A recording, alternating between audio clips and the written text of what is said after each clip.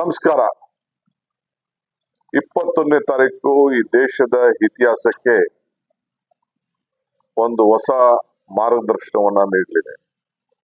ಮಹಾತ್ಮ ಗಾಂಧೀಜಿಯವರು ಈ ದೇಶಕ್ಕೆ ಕಾಂಗ್ರೆಸ್ನ ಅಧ್ಯಕ್ಷರಾಗಿ ಸ್ವಾತಂತ್ರ್ಯದ ನಾಯಕತ್ವವನ್ನು ವಹಿಸಲಿಕ್ಕೆ 100 ವರ್ಷ ತುಂಬಿದೆ.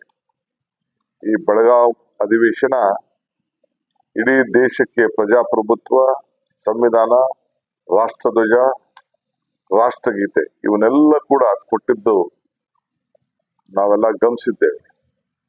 ಇದು ಮುನ್ನುಡಿಯನ್ನ ಅಂದು ಬರೀತು.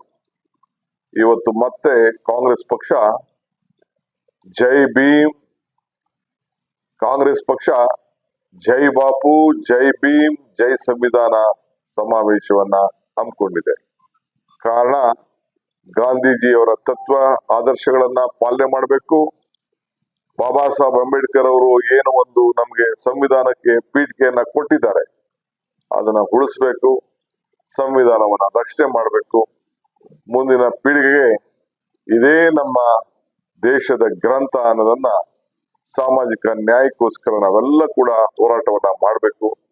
ಈ ದೃಷ್ಟಿಯಿಂದ ಕಾಂಗ್ರೆಸ್ನ ಯಾವಾಗಲೂ ಕೂಡ ಹೋರಾಟಕ್ಕೆ ಗಾಂಧೀಜಿಯವರ ತತ್ವವನ್ನ ಪಾಲನೆ ಮಾಡಲಿಕ್ಕೆ ಒಂದು ಹೊಸ ಸಂದೇಶವನ್ನು ಕಳಿಸ್ಲಿಕ್ಕೆ ನಾಳೆ 21ನೇ ತಾರೀಕು ಕಾರ್ಯಕ್ರಮವನ್ನು ಹಮ್ಮಿಕೊಂಡಿದ್ದೇವೆ.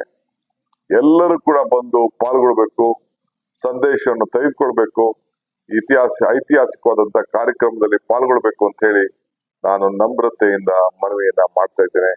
ನಮಸ್ಕಾರ.